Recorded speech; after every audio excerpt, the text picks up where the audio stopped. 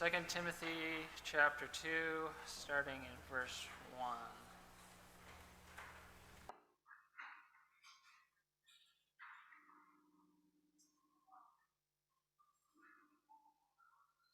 You, therefore, my son, be strong in the grace that is in Christ Jesus. The things which you have heard from me in the presence of many witnesses, entrust those to faithful men who will be able to teach others also. Suffer hardship with me as a good soldier of Christ Jesus. No soldier in active service entangles himself in the affairs of everyday life, so that he may please the one who enlisted him as a soldier. If anyone competes as an athlete, he does not win the prize unless he competes according to the rules. The hard-working farmer ought to be the first to receive his share of the crops. Consider what I say, for the Lord will give you understanding in everything. Remember Jesus Christ, risen from the dead, descendant of David, according to my gospel, for which I also suffer hardship, even to imprisonment as a criminal. But the word of God is not imprisoned. For this season I endure all things, for the sake of those who are chosen, so that they may also obtain the salvation which is in Christ Jesus, and with it eternal glory. It is a trustworthy statement. For if we died with him, we will also live with him. If we endure, we will also reign with him. If we deny him, he also will deny us. If we are faithless, he remains faithful, for he cannot deny himself. Remind them of these things and solemnly charge them in the presence of God not to wrangle about words, which is useless and leads to the ruin of the hearers. Be diligent to present yourself approved to God as a workman who does not need to be ashamed, accurately handling the word of truth. But avoid wordy and empty chatter, for it will lead to further ungodliness. And their talk will spread like gangrene among them that are Hymenaeus and Philetus, men who have gone astray from the truth, saying that the resurrection has already taken place, and they upset the faith of some. Nevertheless, the firm foundation of God stands, having this seal: the Lord knows those who are his, and everyone who names the name of the Lord is to abstain from wickedness. Give our attention to our brother Roger and his words. The Lord knows them that are his.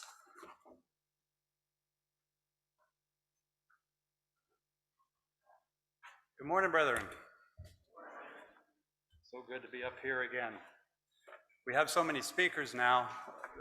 I'm lucky if I get to speak 3 times a year. It used to be once every 3 months. So it's more precious, I guess. And you have more time to put into things. And sometimes I feel a lot of pressure to get a talk together and things like that, but then once I stand up here, it all goes away, and I'm thankful for the opportunity to stand before everyone, especially with some visitors who I haven't seen for a while. Actually, everything that our brother just read, 19 verses, we're going to talk about 7 words in all of that. The Lord knows them that are his. What a comforting phrase that is when you really think about it. The Lord knows them that are his. And just the sound of that phrase gives me strength and comfort in knowing that God is always aware of us, and we never slip his mind, or that his angels have failed to encamp around us. The first time I really heard these words, and I don't mean read them. The first time I really heard them, and I thought about it just yesterday. when I heard it, and I know who, and I'm going to tell you, it was about 40 years ago. And I heard it for the first time with my heart. And for many years, I just heard them with my ears. And I was listening to an exhortation by our brother Don Elliott. Now, many of you might not have known Don, but many of you here knew Don. I think he's been passed away at least 10 years ago. I'm not sure. But as you all know, that he has a very, those who remember him knows he has a very gentle spirit about him. And he quoted these words in the talk that he was given.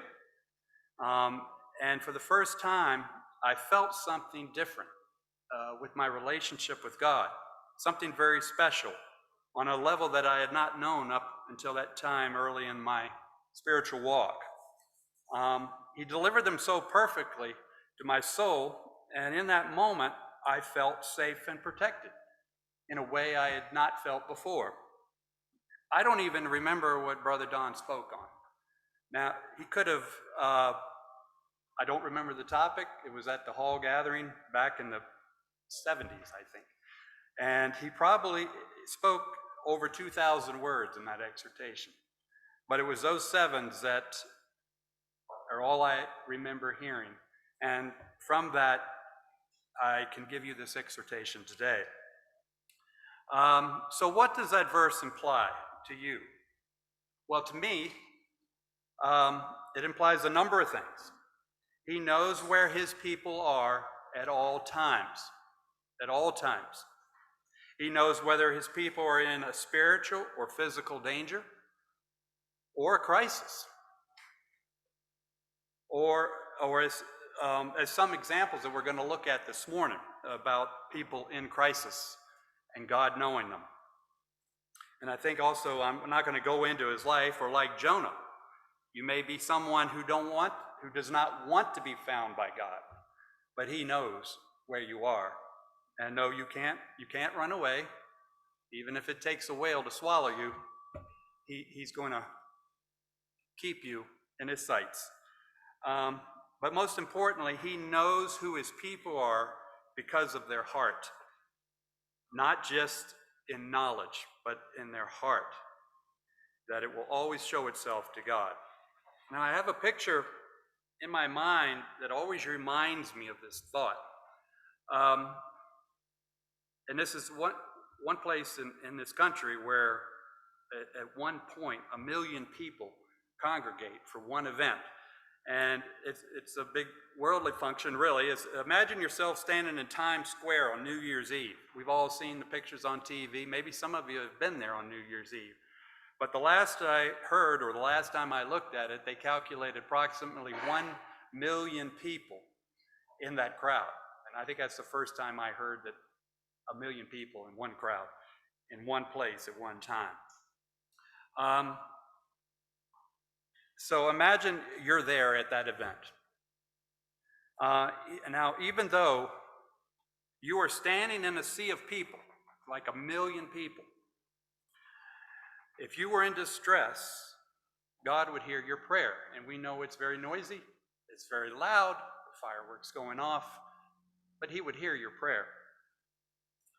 There is nothing in this world that could keep him from hearing the prayers or seeing the needs of those who are his. They cannot be drowned out. That was kind of what I took away from our brother's talk that I heard. Or another level, another direction, even if you died, and the kingdom did not come for 1,000 years, and that's been very true for quite a few people, hasn't it? And even though your dust might be spread across the face of this earth, as it is for many who have fallen asleep, the Lord will not forget you. And as he would the sea of thousands that you may be dwelt in or were standing in, whose heart never once beat for him. What I would like to look at this morning are a couple of people who were in a sea of thousands, and God knew they were his. The first story I want to look at is the story of Lot. Now, these are stories we know so well, but I pulled something out of them 40 years ago that I still enjoy speaking of today. And there's some details that might get overlooked in just doing our daily readings, and it would be quite a drama to have experienced what Lot was going through with his family. And we will look at each of the moments of decision. We're not going to look at the whole story, just the moments of decision. That's because that's where the real God knowing who are His rears itself. Now, if you wish to follow along, we're going to start in Genesis 19, 1 through 4. We're just going to hit the highlights. We won't read through this whole story. Genesis 19, starting with the first verse. Now, we all know it so well. Even our children know this story. And there came 2 angels to Sodom at even. And Lot sat in the gate of Sodom, and Lot, seeing them, rose up to meet them. And he bowed himself with his face towards the ground. And he said, Behold, now, my lords, turn in, I pray you, in the servant's house, and tarry all night, and wash your feet, and ye shall rise up early and go on your ways. And they said, Nay, but we will abide in the street all night. And he pressed upon them greatly. And they turned unto him, and entered into his house, and he made them a feast, and did bake unleavened bread, and they did eat. But before they lay down, the men of the city, even the men of Sodom, compassed the house round, both old and young, all men, and all the people from every quarter. Okay, so we have this moment where they get there. And they were going to go, as we know so well, they're going to walk through the streets all night, which would seem not very smart to any of us if we did not recognize who they were. Now, we don't know at what point did Lot get it that they were angels. But if he knew they were angels at this time, he might not have worried about their safety. They may have stood out as guys to him that looked like extremely easy targets for this kind of world. They're definitely not going to survive the night. This shows something, of course, in Lot's character. He was compassionate. He was afraid for them, even though he did not know them, which means he cared for the innocent. Even though Lot had by this time had made many poor choices in his life, he had still had his compassion for other people. But like in verse 3, consider the stress on Lot at the moment, knowing the kind of people that came out at night. I mean, it must have been a total different world, just like if we went into the alleys of Richmond. So imagine for a moment if you had brothers and sisters come visit you and they say, we're going down to downtown Richmond and we're going to walk through the alleys all night long. You might say, whoa, and no way, and you would talk them out of it because you would feel they probably, if they're not robbed, they could lose their lives or something like that if they're walking through these dark corners of downtown Richmond. So this is the stress that he was under in his mind for their safety, trying to convince them not to. It said they came from every quarter of the city. Now, of course, the cities back then, a lot of them were smaller. That might be no more than a mile walk or half a mile walk or something like that. But everyone came, and word must have really traveled during the night for the whole city to know they were there. Now, what a difference they made in their appearance or whatever, we don't know. But there was quite a grapevine in the city at the time, and the world was now closing in around Lot's house. It must have been quite a moment. Maybe Lot, because Lot was well known, he sat in the gate of the city, so he was a well-known man, and that he had not brought these men out to meet everybody. Well, let's move on. Let's see, that's the first stress that is on Lot, to save them from that moment. But now your house is totally surrounded by a mob. All right, let's move on. Genesis 19:5 through the 9th verse. It says, And they called unto Lot and said unto him, Where are the men which came out unto thee this night? Bring them out to us, that we may know them, And Lot went out the door unto them, and shut the door after him, and prayed, and said, I pray you, brethren, do not do so wickedly. Behold, now I have 2 daughters which have not known man. Let me, I pray you, bring them out unto you, and do unto them as good in your eyes. Only unto these men do nothing, for therefore came they under the shadow of my roof. And they said, Stand back. And they said again, This one fellow came in to sojourn, and he needs be a judge. Now we will deal worse with thee than with them. And they pressed sore upon the man, even Lot, and came near to break the door. Okay, so we can just see it getting worse and worse and worse by the minute. Once again, consider the moment of when the whole city is at the door. People, I can even imagine people all around your house looking through the windows and things like that. It would be very frightening to your family to experience something like that. You're totally trapped. He must have surely felt that the situation was totally hopeless. There's no way to survive this with an angry mob at the door. Maybe you can remember a time in your life where you thought things were hopeless and there was no way out. All right, let's continue on. Verse 10. He said, But the men put forth their hand and pulled Lot into the house to them and shut the door. And they smote the men that were at the door in the house with blindness, both small and great, so that they wearied themselves to find the door. And the men said unto Lot, Hast thou here any besides, son-in-law and sons and daughters? And whatsoever thou hast in the city, bring them out of this place. For we will destroy this place, because the cry of them is waxen great before the face of the Lord. And the Lord hath sent us to destroy it. And Lot went out and spake unto his sons-in-law, which married his daughters. Keep in mind, these were left behind, and said, Get up, get out of your place, for the Lord will destroy this city. But he seemed as one that mocked unto his sons-in-laws.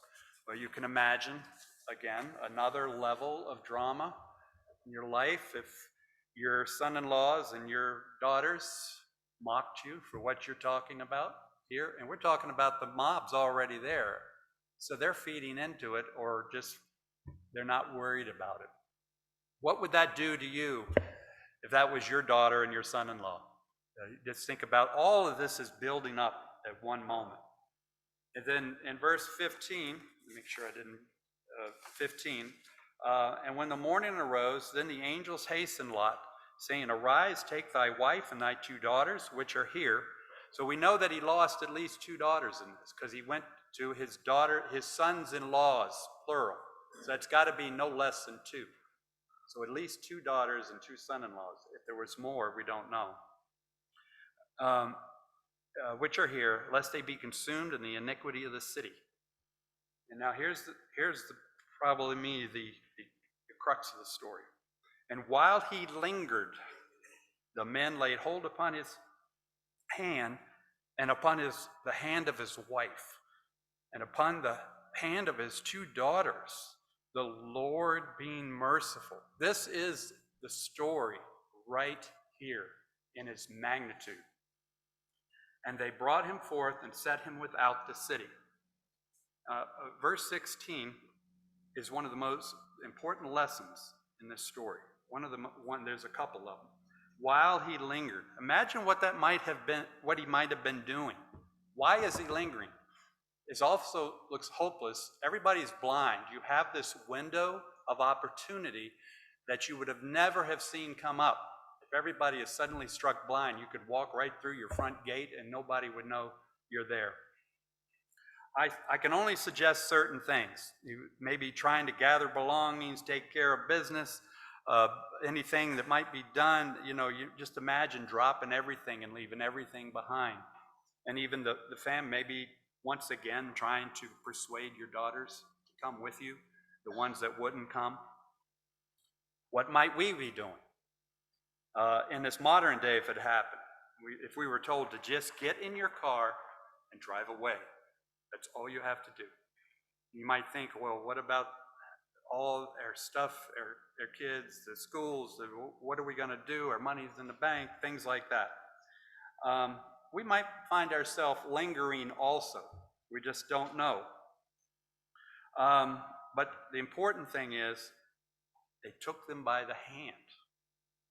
You would think they wouldn't need to be handheld to get out of the house and get out of the city. Lot was struggling with this, whatever it was. He can tell us in the kingdom what it was. It'll be interesting to listen. This is what the Lord does sometimes when we don't always move when we should. He will take us by the hand, not literally, but by the circumstances that he creates around us. Then the most important phrase in the story, the Lord being merciful. This is God doing what he does best. He is merciful to his children. And he didn't have to do it, but we know he also did it for Abraham's sake. Remember the conversation in the previous chapter about, Lord, if there's 10 in the city, will you destroy it? And the Lord had said he would not. So it's not just Lot. He's also thinking about Abraham's sake here too. Don't read this and miss the important moment in Lot's life. We are his children, and like we do with our own sometimes, we have to take them by the hand because we are merciful to them and know better for them. And we want to be merciful. They don't always want to go where we try to lead them. Sometimes we do have to take them by the hand. And even if they're older, we take them by the hand by our counseling and guidance and things of that nature. Then in verse 17 it says, And it came to pass when they had brought them forth abroad, that he said, Escape for thy life, look not behind thee, neither stay thou in all the plain, escape to the mountains, lest thou be consumed. Here we had, escape for your life, look not behind thee. Isn't this sort of what we do at baptism? We escape the world we're in, the masses of humanity that don't know him, and we're told, he either puts his hand to the plow and looks back, is not fit for the kingdom of God. This is definitely a shadow of that. We leave the whole world behind and try all our life not to look back. It is a challenge, a great challenge, some more than others, and some don't survive and return to the world, as we know all too well, and have had many hearts broken because of it. Then jumping forward to verse 23 and 26, And the sun was risen upon the earth when Lot entered into Zoar, and the Lord rained upon Sodom and Gomorrah brimstone and fire from the Lord from heaven. And he overthrew those cities and all the plain and all that inhabitants of the city, and that which grew upon the ground. But as we know so well, his wife looked back from behind him, and she became a pillar of salt.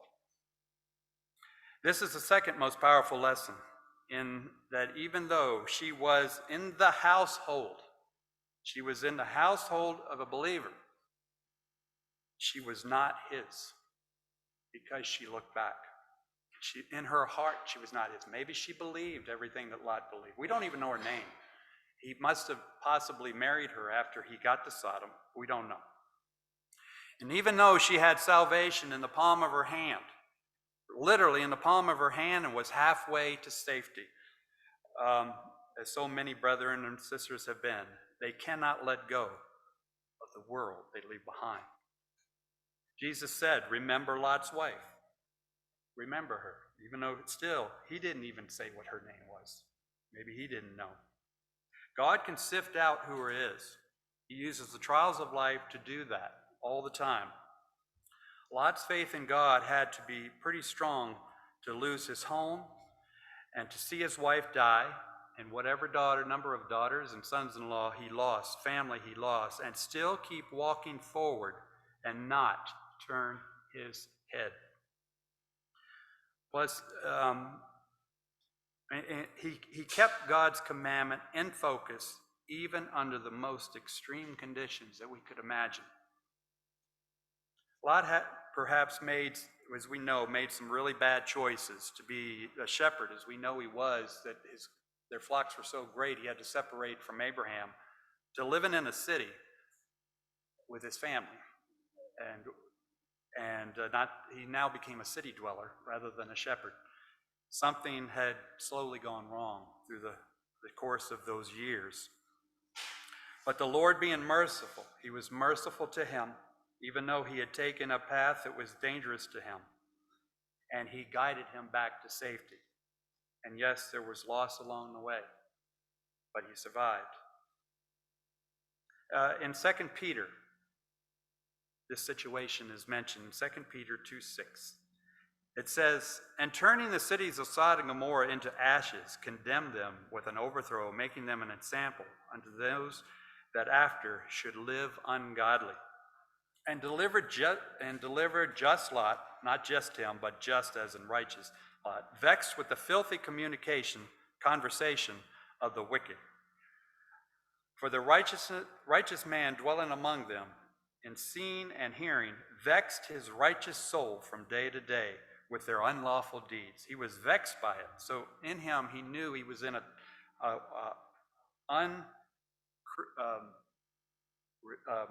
God-fearing world. He said in verse 9, "The Lord knows how to deliver the godly out of temptations, and to reserve the unjust unto the day of judgment to be punished." And that's quite a story. And how it's mentioned here in 2 Peter, that story is still being told today about no matter how bad the situation is that you're living in, and maybe you got yourself there because you didn't quite choose the path you should have, but you still love God, He will help you find a way back. It's an amazing story when you really look at it in those details. Now, the other person I'd like to look at, another well-known one, is Rahab. And I found a whole lot more things in this story than I used to know before. And this is another one of those stories that we can all too often read through too quickly and miss the intensity of the moments that these people experienced because they feared God. So let's go look at Rahab a little bit here. We go to Joshua 2, starting with verse 1 through 4. And again, I'm only going to read the moments of decision. That's what I like to call them, because that's when the decisions were made to go. You could go either way. Joshua 2, verse 1. "And Joshua the son of Nun sent out of Shittim 2 men to spy secretly, saying, Go and view the land, even Jericho. And they went and came into the harlot's house named Rahab, and lodged there. And it was told the king of Jericho, saying, Behold, there came men in hither who might tonight of the children of Israel to search out the country. And the king of Jericho sent unto Rahab, saying, Bring forth the men that are with thee, which entered into thine house, for they come to search out all the country.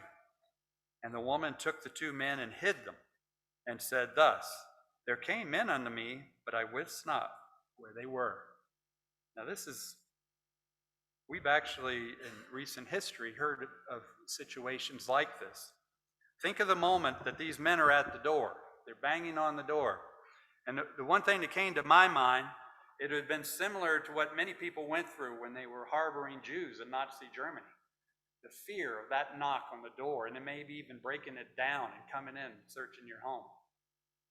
You want to see what that looks like, watch the movie called The Hiding Place. It is really what people did to hide righteous people that they believed should not be taken. But anyway, Rahab is hiding these men under those same conditions as Nazi Germany inflicted upon many people. Have you ever had one of those moments where you can feel your heart pounding in your chest for fear? This would have been one of those. When that knock was at the door, and when you open it, you don't know what the ending is going to be in the next 2 minutes, of whether you'll be alive or they'll be alive or whatever. Rahab is caught between a rock and a hard place. If she turns the men in, she will die at God's hands. If she is caught hiding them, she will be executed as a traitor. Moment of decision. Big moment. Probably the biggest moment of her life. Let's go on, keeping that in our minds. Joshua, 2nd chapter, still, verse 5. "And it came to pass about the time of the shutting of the gate, when it was dark, that the men went out. Whither the men went, I wot not. Pursue after them quickly, for you shall overtake them. But she had brought them up to the roof of the house, and hid them with the stalks of flax, which she laid in order upon the roof. And the men pursued after them by the way of Jordan unto the fords. And as soon as they which had pursued them were gone out, they shut the gate, And before they were laid down, she came up to them upon the roof. She said unto the men, I know that the Lord, has given the land, and that your terror has fallen upon us, and that all the inhabitants of the land faint because of you. Think about that moment where she understands, and just her family. For we have heard how the Lord dried up the waters of the Red Sea for you when you came out of Egypt, and what he did unto the two kings of the Amorites that were on the other side of Jordan, Sihon, Og, whom he utterly destroyed. And as soon as we heard these things, our hearts did melt, neither did there remain any more courage in any man because of you. For the Lord your God, he is God in heaven above and in earth beneath. What a statement of faith for a Jerichoan, if that's what you would call them. Keep in mind that the children of Israel crossed the Red Sea 40 years ago. 40 years ago. This isn't something that just happened a couple of months or a couple of years ago where this group came through the Red Sea. It's been 40 years. Imagine, a lot of us here have lived 40 years. That's a pretty good little while. In verse 9, there she admits that she is afraid of Israel. She fears them, as the whole city does. We must remember that she probably doesn't know how merciful these people will be. She's taken a big risk, or if they can be trusted at all. There's a lot of relationship building going on right here, right now. She has made herself as vulnerable as anyone can be, and her whole family. In verse 11, she shows some real understanding of their God. She was convinced. She must have been doing some research and listening and hearing things in the caravans and things of that nature of what these people were like. She has heard these stories probably all of her life. And you think about being 40 years old, even though they were still living to be 100 then. She's been hearing these stories for 40 years. It's not something new. So I never thought about that. For 40 years, she's had to prepare herself for this day. But she, like Lot, is alone in a sea of sin and scared to death. She was raised on this situation. She was raised knowing that one day in her life, in those 40 years, she knew one day these people are going to be at her front door. And she prepared herself for that. Now go on to verse 12 and 13. Now therefore I pray you, swear unto me by the Lord, since I have showed you kindness, that you will also show kindness unto my father's house, and give me a true token, and that you will save alive my father, my mother, my brethren, and my sisters. So there's plural there. Brethren and sisters, plural.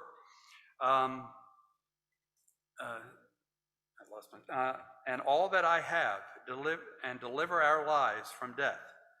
She was convinced that even with the mighty walls of Jericho that she lived on and behind, somehow they were coming through. Think about that. She didn't know, but she knew it was somehow, we're not going to win this. Have you ever wondered how many were in her family? Mother, father, brothers, sisters? I realized there could easily have been a dozen people. And we always think of Rahab. She's the one in her head, and her family. It could have been at least a dozen. You know, that you got to keep calm. She knew that she and her family had a descendants on their head until they aligned themselves with the God of Israel, as we do when we decide to get baptized. Now, I won't read the rest. This part of the story is a lot in there that goes back and forth about the spies, but in 14 through 22. But this is where they made the agreement to save her and her family if she could keep quiet. As best I can tell, if you do look at some of the math with the time that the spies leave and then Israel comes around the walls, it's about 2 weeks before Joshua and Israel return to take the city and march around it for a whole week. So it could be a total of 3 weeks there. What do you think those 2 weeks were like for Rahab and her family? Think about that. You know, they were probably the worst and most scariest 2 weeks of their lives, not knowing whether they would be found out by the townspeople or whether or not the spies would keep their promise or their word. She was totally trusting in the God of Israel. Again, she made herself totally vulnerable to save herself and her family. Now let's go forward to chapter 6, verse 20. It says, so the people, this is when they're around, they've already marched around for a week and everything and blowing their trumpets. So the people shouted when the priests blew their trumpets. And it came to pass when the people heard the sound of the trumpet, and the people shouted with a great shout, that the wall fell down flat, so that the people went up into the city, every man straight before him, and took the city. And they utterly destroyed all that was in the city, both man, woman, young, old, ox, sheep, and ass, with the edge of the sword. All right, now, think about you're in that moment when this is all taking place. I have no idea what the sound of that wall would have sounded like, collapsing. Of course, she lived on the wall, and I think they found that there's part of the wall still standing. When they found Jericho, that might have been where she lived, and her wall didn't fall. Just something to look at for an archaeological point of view. But imagine the moment of them with that screaming and the hollering that must have been taking place right outside their door. And because once that wall went down, Israel was charging in from every direction. Every direction. And what that must have been like. And this is taking place right outside their door as the sound of the walls were coming down, wondering at any moment someone could charge through their door and run them all through. I'm sure that was still a thought. They're not sitting there, well, we're okay. You know, we got a covenant. We got an accord with these folks. There's no problem. Y'all just sit. Just said it'll be over in a minute. I can tell you they were probably huddling somewhere in that house. This is that climatic moment. Then in verse 22, but Joshua had said unto the 2 men that spied out the country, go into the harlot's house, and bring out thence the woman and all that she hath, as ye swear unto her.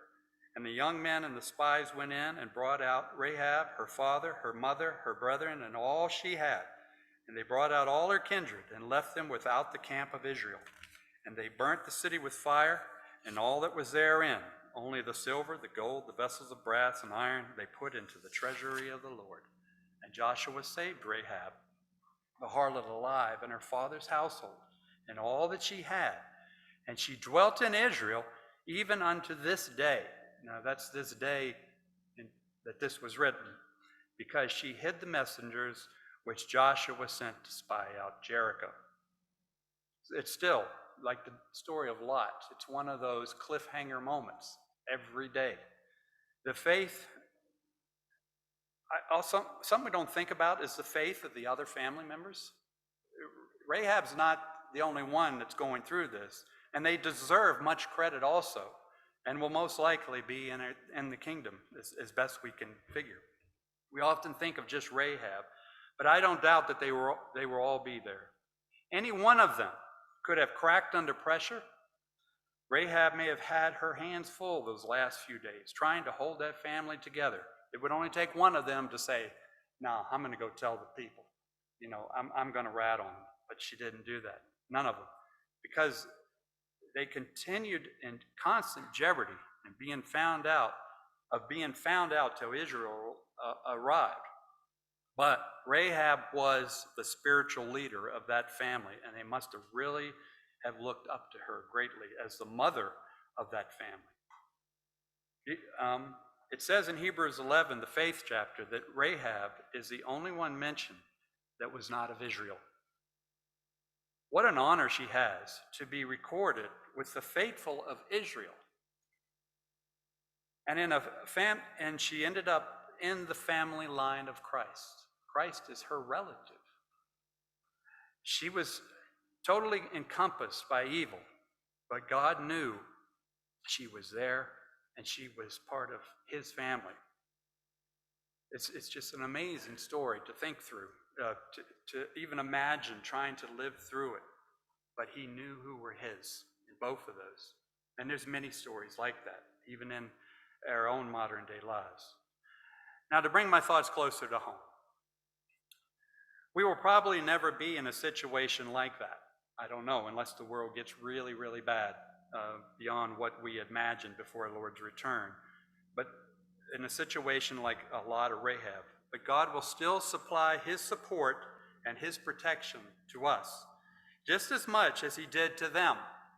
We're no less precious to him. No less precious to where, well, I'm not going to watch over you too much.